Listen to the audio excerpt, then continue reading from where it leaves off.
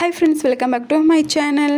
இந்த வீடியோவில் என்ன பார்க்க போகிறோம்னு பார்த்தீங்கன்னா, கார்த்திகை தீபம் அன்னைக்கு விளக்கு ரொம்ப நேரம் நின்று எரியறதுக்கு, விளக்கு புயலே வந்தாலும் அணையாமல் இருக்கிறதுக்கு, விளக்குலேருந்து எண்ணெய் கசிவு வராமல் இருக்கிறதுக்கு, இந்த மாதிரி நிறைய டிப்ஸ் தான் நம்ம இந்த வீடியோவில் பார்க்க போகிறோம். ஸோ கண்டிப்பாக உங்களுக்கு யூஸ்ஃபுல்லாக இருக்கும். வீடியோவை ஸ்கிப் பண்ணாமல் பாருங்கள். ஃபுல்லாக பார்த்துட்டு பிடிச்சிருந்துச்சின்னா நம்ம சேனலை சப்ஸ்கிரைப் பண்ணிக்கோங்க. கூடவே பக்கத்தில் இருக்க பெல் ஐக்கானே கிளிக் பண்ணிக்கோங்க. வாங்க இப்போ வீடியோக்குள்ளே போகலாம். ஃபர்ஸ்ட் டிப்ஸ் என்னென்னு பார்த்தீங்கன்னா, விளக்கு வாங்கின உடனேவும் அதை அப்படியே யூஸ் பண்ணாமல் ஒரு 8 மணி நேரத்துக்கு தண்ணியில் ஊற வச்சுக்கோங்க. விளக்கு மூழ்கிற அளவுக்கு தண்ணி ஊற்றி வச்சு நல்லா ஊற வச்சுக்கோங்க. எதுக்கு இந்த மாதிரி ஊற வைக்கிறோன்னு பார்த்தீங்கன்னா, நம்ம விளக்கு வாங்கின உடனே அப்படியே நம்ம யூஸ் பண்ணோம்னா அதில் இருக்க எண்ணெயெல்லாம் இந்த விளக்கை அப்சர்வ் பண்ணிக்கிறோம். விளக்கு போட்டிங்கன்னா இந்த மாதிரி ஊற வச்சுட்டு நீங்கள் யூஸ் பண்ணிங்கன்னா எண்ணெய் ரொம்ப நேரத்துக்கு அதில் விளக்குலேயே இருக்கும். ஊறினதுக்கப்புறம் விளக்கை எடுத்து இந்த மாதிரி நல்லா க்ளீன் பண்ணி எடுத்துக்கோங்க. ஒரு துணியை வச்சு நல்லா தொடச்சி எடுத்துக்கோங்க. ஈரப்பசை எதுவும் இருக்கக்கூடாது.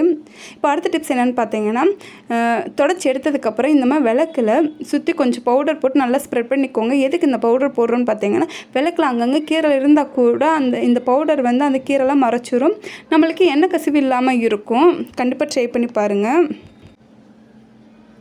இப்போ அடுத்த டிப்ஸ் என்னென்னு பார்த்தீங்கன்னா, நம்ம விளக்குக்கு மஞ்சள் குங்குமம்லாம் வைப்போம். ஸோ அதுக்கு இந்த மாதிரி பட்ஸு யூஸ் பண்ணி வச்சிங்கன்னா எவ்வளோ விளக்கு வேணாலும் நிமிஷத்தில் நம்ம வச்சு முடிச்சிடலாம். உங்களுக்கு கையிலையும் நல்லா இந்த மாதிரி வைக்கிறதுக்கு நம்மளுக்கு நீட்டாகவும் இருக்கும். கண்டிப்பாக ட்ரை பண்ணி பாருங்கள். அடுத்த டிப்ஸ் என்னென்னு பார்த்தீங்கன்னா, நம்ம திரியை இந்த மாதிரி மடித்து ரெண்டாக இந்த மாதிரி பண்ணுங்கள். நம்மளுக்கு பார்க்குறதுக்கு அழகாகவும் இருக்கும். திரி நல்லா திக்காகவும் இருக்கும். நல்லா நின்று எரியும். ஒரு 1/2 மணி நேரம் சேர்த்து நின்றே எரியும். பாருங்கள், பார்க்குறதுக்கு எவ்வளோ அழகாக இருக்குன்ட்டு. கண்டிப்பாக நீங்கள் ட்ரை பண்ணி பாருங்கள்.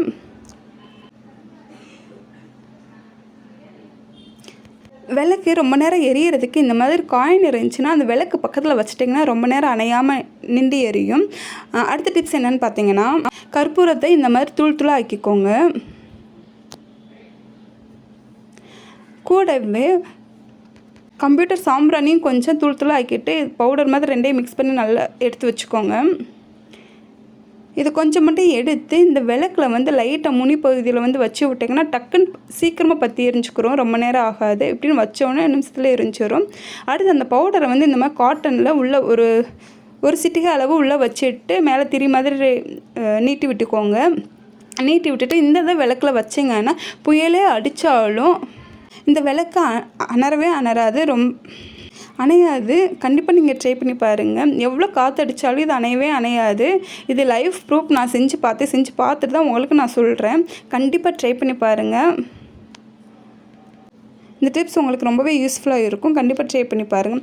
அடுத்த டிப்ஸ் என்னென்னு பார்த்தீங்கன்னா, இந்த மாதிரி டேப்லெட் கவர் இருக்குமே, அதில் ஃபாயில் பேப்பர் மட்டும் எடுத்துகிட்டு அந்த விளக்கில் 3/4 பாகு தண்ணி எடுத்துகிட்டு ஒரு அரை டேபிள் ஸ்பூன் மட்டும் எண்ணெய் விட்டுக்கோங்க. விட்டு எடுத்துகிட்டு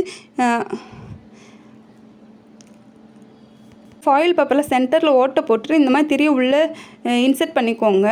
இந்த ஃபாயில் பேப்பர் உள்ளே மூழ்கிற அளவுக்கு இருக்கணும். ஃபுல்லாக சுற்றி கட் பண்ணி எடுத்துக்கோங்க. இப்போ நீங்கள் பொறுத்து வச்சுங்க. இந்த மாதிரி செஞ்சிங்கன்னா உங்களுக்கு